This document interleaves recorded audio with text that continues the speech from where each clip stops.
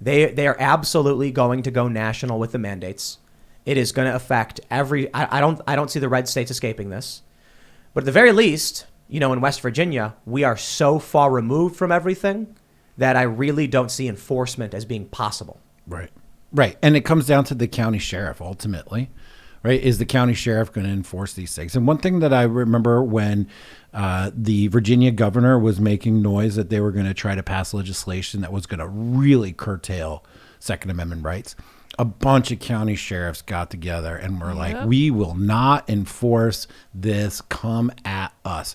And at the same time, the West Virginia legislature, or at least one of the legislators there, was like, hey, all you counties in Virginia, if you don't want to do that, come on over here to West Virginia. And people act like it's such a crazy thing. But hello, why does West Virginia exist in the first place? Because the Civil War happened. Well, I know, but they had different political ideas and they split up. Like this is not an insane idea to have the states disassemble and reassemble in some capacity. It's a meme, but I think Civil War is inevitable. I absolutely do. Because in Boston and Chicago, I know people in Chicago because that's dumb, I'm from there.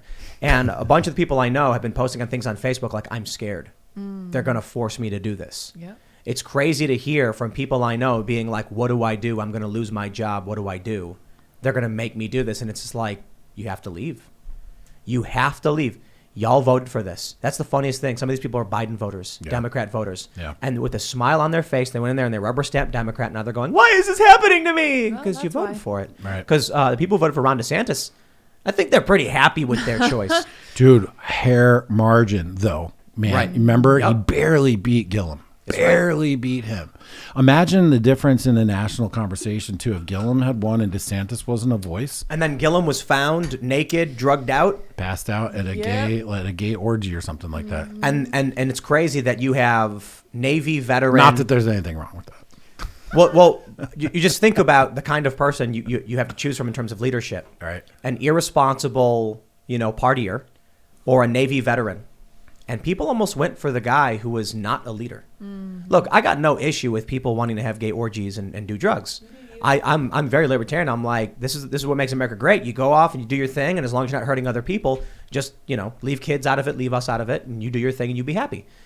But when it comes to leadership, I think we need somebody with leadership experience. Yes. And this state almost went for Gillum instead of DeSantis. Now, there's a lot of things about I don't agree with everything DeSantis does. He's been criticized over free speech issues. But I would take the military veteran over the, drug abusing partier guy. Don't you think, though, if it comes down at a federal level that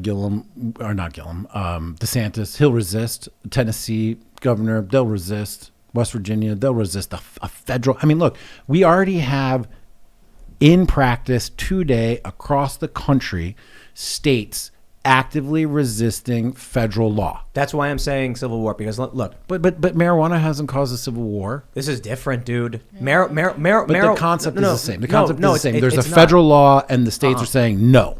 That's not the issue. I could care less. I'm sorry. I could not care less. That's the appropriate. That's the correct way to say it. I could not care less if California legalized every drug in the planet and then some. I don't live there. I don't care. It has nothing to do with me. But when cities start saying you must undergo a permanent and irreversible medical procedure, people flee those cities and they go to red areas. And some of these people are, normies. They're not going to be voting. Some of them might vote Democrat. But what you're doing is, right now in this country, what did Bill Maher say? There can't be a civil war in this country because the Mason-Dixon line would go through Nana's kitchen. Ha ha ha, says the audience. But that's because we had nothing but an ideological polarization. What the vaccine mandates are doing is creating a geographical polarization. Now you've got people like me who lived in the Philly suburbs who moved to West Virginia because I'm like, I will not comply or live under the boot of these despots. So I go to the place where everyone's like, we got guns, buddy. And I'm like, I would like some of those guns too, sir. Let's go. The people who live in these cities who say no to the mandates have been fleeing. And they're going to red areas. So now the ideological polarization where you've got people in the New York area who are mixed. Now New York City is hard left. These are the people who gleefully all line up together to get on their knees to fillet the state. And then you have the people who are like, I ain't doing that, moving out. Right. So my vector on this was federal law needs to be enforced. So there will be areas of the country who resist the enforcement of the federal law. It's not the federal law, bro. It's the state laws. It's the local laws. But you think that the Tennessee governor is going to be like, all right, everybody get vaxxed? Why would he do that? That's what I'm saying. I'm not saying that. I'm saying that Mayor Bill de Blasio is going to say, I'm going to take away your paycheck. Yeah. And then 20% of the city is going to say, we will leave New York City. Do it. Then you're going to have those 20% that lean conservative moving into more conservative areas. And the polarization is now geographical. Yeah, it's accelerating. Then you get the June 2022 Supreme Court ruling on Roe v. Wade. The left seems to think Roe v. Wade is done for. And if that's the case, now you have hard leftist, overtly progressive or communist or socialist factions in cities and red states that have become overwhelmingly red. And then you get a wedge issue. Blue states saying we are going to run, abortion clinics in violation of, federal law or whatever. And then you'll end up with people fighting over it. So have you heard my assessment on that regard, my potentialities I've stated about this? No. So NBC News, Slate, a bunch of left journalists said that based on the oral arguments on Roe v. Wade, on the Mississippi law, the Supreme Court will overturn Roe v. Wade June 2022. That's what the left believes. I don't know if it'll actually happen because who knows? Many of these conservatives are going to be like, well, it's settled law. But let's say they do. What does that really mean? Well, it means 12 states have trigger laws which will instantly ban abortion. Then you're going to have the midterms, and it's going to get rowdy. If a red wave actually happens, Republicans will absolutely put forth a bill to federally ban abortion. They absolutely will.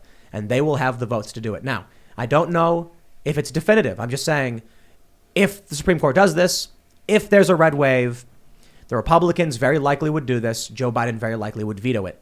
Then comes 2024. You now have geographically polarized regions. The cities have become overwhelmingly blue and subservient to the state. And the red states have become overwhelmingly libertarian and anti-establishment. And then you get a Donald Trump victory or a Ron DeSantis victory. And they say, the first thing I'm going to do is I'm going to sign the federal abortion ban. And the moment they do, like John Podesta asked of the West Coast, you will see blue states start to act overtly in defiance of federal law and seek to secede. Or maybe that's too much. Maybe modern sensibilities prevent them from doing it. I guarantee you, though, if we ever get to the point where there's a federal abortion ban, you will see blue states defy that, and then you will probably see conservative and Republican executive authority going in and shutting these things down, which results in a dramatic escalation of conflict. When you have geographical polarization plus states defying federal law to the point where it's the issue of babies, an abortion, yeah. I think it's very simple. When it comes to marijuana laws, you are not going to see a conservative be like, we have to stop these dispensaries. When it comes to abortion, you absolutely will have conservatives being like, we have to go in and stop them from killing babies. Right. There is an interesting moral argument to be had here about making a union with somebody who has a different moral framework. For example, when the union was being formed back in revolutionary times, there was a lot of people plenty up north who didn't want to be in a country with the slave states. Yep. But there was a moral argument to be had, which is if we don't form a country with the slave states, they will then form their own country. And then their country will be based on this immoral thing, and it'll be left alone to prosper.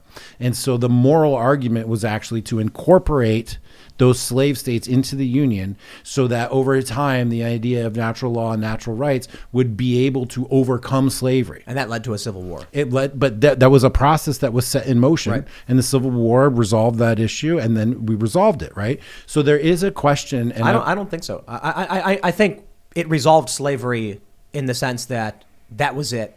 And then it took a couple of years before we finally totally purged it. But the conflict of the Civil War has never stopped. It's really interesting how it's probably a bit reductive to frame it this way.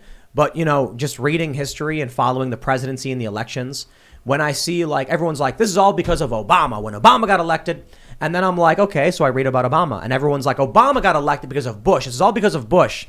Then you go back to 2000, Gore versus Bush. Then you go back to Clinton. There is always something that as a catalyst leads us to this moment of polarization. And I think it's fair to say that in many ways, the Civil War never ended. But I'll give you a better example to understand, the simplicity of this. It's not a complicated thing. It's not a conspiracy theory. It's very simple. There's this really great meme. It's not really a meme. It's kind of just like a tweet. And they say how geographical formations from the Paleolithic era affects modern day voting practices. And what they show is that in the American South, there used to be a coastline which layered a bunch of minerals in a band across southern states. This created the most fertile farmland. So then when the plantation owners moved there, they brought all their slaves to this fertile farmland. Then, when slavery ended, and today, that area is overwhelmingly Democrat and always votes Democrat. So the people are pointing out how this geographical formation ultimately resulted in this band of Democrat voters in the South. So what I mean to say is, I read about the Civil War. I read about, was it 1872 or 1876, where they decided the president by committee? I don't recall this one. So this is, let me see if I can pull this one up. I think it was 1872. I could be wrong. It might have been 6. The 1872 election, let's see. No, maybe it was the next one. One of these elections was decided by committee, and it was because there was a dispute among the states as to which electors were real and which ones were like the legitimate ones. And this resulted in a compromise that ended the Reconstruction. Boy, that sounds awfully familiar to a memo that I heard was written and presented to Mike Pence sometime in January. It was 76, yeah. Interesting. It was a compromise between Democrats and Republicans. The Democrats, of course, were the Southern slave owners and racists. And, after the Civil War was over, you ended with the Union going and occupying the South in the Reconstruction era. And then this election happened, and it was so contentious that there was fear the Civil War was going to break out again. And so they said, what do we do to make sure that doesn't happen? We will compromise. And so they ultimately said, okay, Democrats. I think they gave it to the Democrats, right? Let's see, who actually became president? I think it was the Democrat. I'm not sure. But ultimately, they were like, this will end Reconstruction. Or I think they ended Reconstruction in exchange for the Republican getting it. I can't remember. I was reading it before. Yeah, James Buchanan, all this stuff. So anyway. It says it was the second of 5 presidential elections in which the person who won the most popular vote did not win the election. Yeah. The results of the main election, blah, blah, blah, blah, blah, blah, blah, blah. Second of 5, person didn't win the popular High-quality vote. content. Yeah. Yeah, man. It's Wikipedia, I mean. So there we go. Electoral disputes and the compromise of 1877. So I started reading about this, and then I'm like, oh, wow, they were still fighting. Then you read about how the Democrats, fought back after losing the Civil War with the Klan. Then you read about how this resulted in the civil rights, like this ultimately brought us the civil rights era, and how the Democrats decided to change their strategy in other ways. And history is really dependent upon which political tribe you believe in. The Democrats will tell you that it's at this point in the civil rights era that Democrats realized the folly of their ways and decided to help those who are minorities because that was the path towards winning. And the Republicans adopted the Southern strategy and decided to start working with the racists. And I don't believe that's true. I don't either. The other idea, which is a bit more conspiratorial, is that Democrat politicians realized the path towards suppressing minorities and maintaining their racism was to control these groups, and thus they felt that was their path forward. I mean, Matt Stoller. We've talked about Matt before. Yeah. He wrote an amazing book where he outlined, I believe the guy's name was Fred Dutton. I could be wrong on that, where he was a Democratic strategist in the 60s, and he wanted to capture the vote of minorities and homosexuals and independent women and feminist women because he believed that was the way to gain power, and they wanted to become anti-white male. And that was the turn that happened in the 60s and the 70s, and we still see that play out today. I mean, the stats are really freaking clear. Who was that? They ran against who was that? It was the landslide. It wasn't. It was who ran against Nixon? Goldwater? No. No. Reagan Mondale, I think. Right? Reagan Mondale, yeah. Mondale was the guy who was like, I'm going to form a coalition of the minorities and the women and the downtrodden, and then he got like obliterated. He did in the election. Here's what people need to understand about these elections. So this wasn't 1980. This was 1984, right? I think so. So here's what people really don't get about what a 49-state landslide is. 1984 election. Come on. Was it Minnesota, I think? That was the one. Look at all these. Yeah. Wikipedia's got everybody. Was it? Where's United States? Come on, Wikipedia. There we go. United States. Why is this so different? Presidential election. There we go. Yeah, Yep. Minnesota. Yep. It was Walter Mondale and Reagan. And you know what people don't realize first? When I say 49-state landslide, what do people imagine? They imagine out of 100 million people, 90 million people voted one direction, and everyone's cheering and celebrating and saying, this is the guy we wanted, and we all in agreement, this country is unified. Yeah, it wasn't like that, was it? It wasn't like that at all. No. And so younger people don't get this.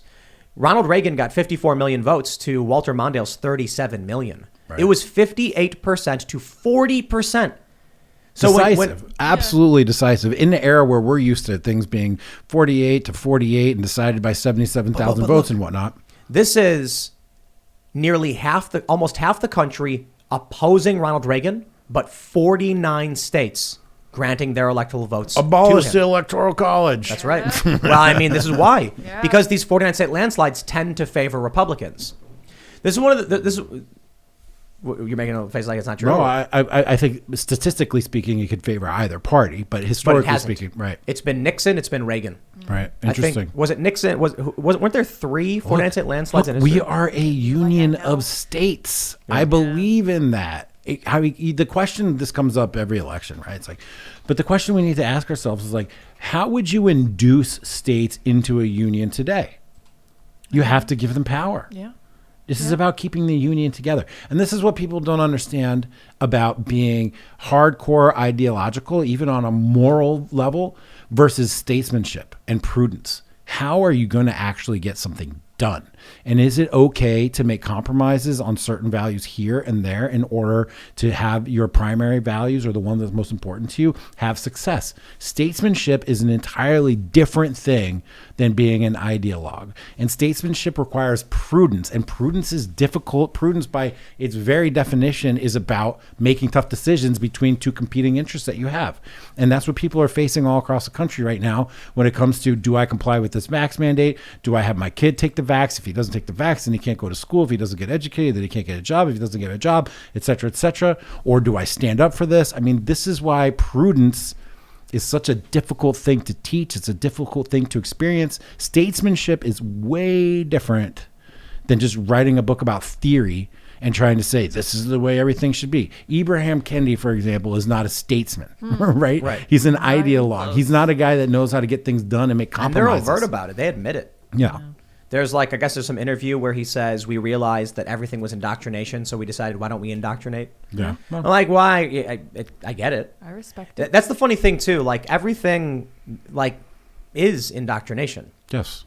And it's funny how there's a lot of people calling for banning books in schools. And I just find that really funny, the critical race theory stuff. And I'm like, yeah, I don't know if we really want to ban the books from the schools. We want to ban the praxis of the books. Right. Like, the teachers should explain the books to kids. You know, the stuff where it's got people performing adult activities in them, which they did have in schools. Yeah, that's a little different. You know, we're not talking about ideologies. I don't like the idea of banning books because of their ideology. But I don't like the idea of teaching the ideology. And you know what's funny is even the book burners don't even really think about that, because they're like, oh yeah, there's the book, the Marxist book is in the library, Communist Manifesto, Das Kapital. Yeah. That's in the library. So is Adam Smith. Right. Yeah. Nobody cares that they're both in the library. You can't have them both. If you're a book burner, you can't have both those books in the library. But it's all just weaponized. How do you explain to a zealot? You know what I mean? I remember my whole life, there's never been a real issue, as far as I could tell, about, I mean, there's been some peripheral issues about prayer in school, like, oh, it shouldn't happen. But most people were like, okay, public schools shouldn't do that. We get it. Fine, whatever. But now that's a new thing, man. But now we have prayer in schools. They're just contemplating on whiteness, right? Which, as far as I'm concerned, is no different. Right. It's a really fascinating thing to see how the woke thing is really a religion with sacrament and ritual and visual representations and all these things that echo religious experiences. And what it really tells me, which is something that I have learned over these last several years, is that God, man, you need it. It's there. You need it. There's a hole in us that needs to be filled, and we all yearn for some sort of understanding of the universe that makes us not feel insignificant. One of the most incredible things that I've discovered as I've been reading the Bible and praying and trying to understand and come to some level of faith is that instead of like coming up with a model of the world to justify my behaviors or justify my actions or perceptions, there's like a ready-made model Yeah, that unites nice. you with the universe, with creation, with living a good life, with having good outcomes. And that is actually really comforting to know that the system's been in place for a long time and it works for a lot of people. And when you come across somebody that really believes and really practices, you can feel that energy come Yeah. right out of their face. It's incredible. It's true. I don't think everyone needs religion or needs God, but I think most people probably need something. Like they need some version of this, of this faith system. I remember I've talked to a lot of people about, like psychedelics and psilocybin and stuff like that. And they're like, man, people really need this stuff. And I was like, yeah, I don't think I do. The people say it's very good. It can open your mind. And I'm like, yeah, I don't think I need that to consider new ideas or change my opinions and be open to exploring this. Maybe that's just me. I personally don't feel like I need to have any kind of guiding faith force in my life. That being said, I do believe in God, but That's why you don't feel any need for it, brother. maybe that's it. Yeah. Maybe I guess people who lack that are lost and scared and confused. Yeah, because if you think about it, you're just a lump of cells on a planet in a cold, dark, infinite universe. If you really But put I believe yourself in that that's true. it is, but if you put yourself there for no reason and no purpose, randomly by accident, well, yeah, life's insignificant and you're facing the infinite. But that's purpose. That's not God. You know what I mean? You can believe in God and still believe that you have no purpose. I don't People know. lack purpose. Maybe purpose is a better. Purpose and meaning are two different things, I guess, huh? Maybe some people find their purpose through God, and some people have nothing, and so they create purpose and ideology. What's interesting is that mood follows motion, activity is life, and the Christians say, love thy neighbor. So if you love your other neighbor and you act it and you put it into motion and you become active in this regard, you get filled with the love and energy that makes those questions go away. Mm-hmm. You just don't think about it because you're filled with good energy. It's incredible. The cult members hope that once they purge people like you and I or everyone who's watching, they will have a pure utopia world. Because Right. I'll tell you, communism can work. It can. Scale. It's all about scale. No. But at a very, very large scale of even 1 billion people, communism can work. It's very simple. You just have to kill anyone who opposes you. Right, exactly. And so literally it means it doesn't work because Right. you have to kill everybody. But that's why they always do it. Because when the communists gain power, they say, what's stopping us from having everyone march in lockstep like worker ants? It's these free-thinking dissidents. Yeah. My good friend Joe Norman, who is a complexity scientist and teaches people complexity science, you should check him out. Joe Norman. He's been on my podcast, Jack Murphy Live, a couple of times. What he's taught me is that everything is about scale. Everything is about scale. One idea can work at one scale and it won't work at a different scale. In my family, it is communist. From it's expected that I can deliver the goods and everybody else gets what they need according to their needs. And that's beautiful. And I love it. It's perfect. But as the scale gets bigger and bigger and bigger, you need a different forming algorithm or a forming it's ideology. simple, bro. Imagine if someone was like, a car is a tool that can go from point A to point B. I need to move 3,000 pounds of bricks and I have a car. It should work, right? It's like, no, you need a different vehicle for that process. Right. No, it's exactly right. So if our goal is to move resources from person to person on a small family level, yeah, it's great. You're a commune, you're a family. Someone's the boss, there's varying degrees of who's in charge depending on what resources you have and everyone gets what they need. But if you want to move resources in a large scale civilization, you need capitalism. The funny thing is, the left doesn't know what the word capitalism means. And I think that's part of the indoctrination. Change definitions and you can confuse people. Right. So it's funny when you see leftists complain about communism but call it capitalism. Right. They complain about the state controlling resources and colluding with the powerful elites to dictate who gets what. And they're like, it's capitalism, man. It's like, capitalism just very plainly means, and I believe capitalism came from Marx anyway, very plainly means the private trade of goods, Right. meaning an individual can trade freely as they choose, period. We are not in a pure capitalist system, by the way. Not even close. Not at Yeah, all. we're in a very constructed and controlled economy. Right. Well, and the government works to pick winners and losers and especially pick losers We're feeling that. You can't even work if you don't do exactly what we say. This is an issue for sure. And of course, we've evolved into like an oligarchic state. It's corporate feudalism, and you don't even really going to own anything, which is what they want. Private. It's interesting. I had a conversation with Alexander Dugin, a Russian philosopher. People call him Putin's lapdog, whatever. He and I talked about this very issue, and he said that he wants to get rid of capitalism. And I was like, well, you might not have a lot of fans over here in the United States if you keep talking about getting rid of capitalism. He's like, no.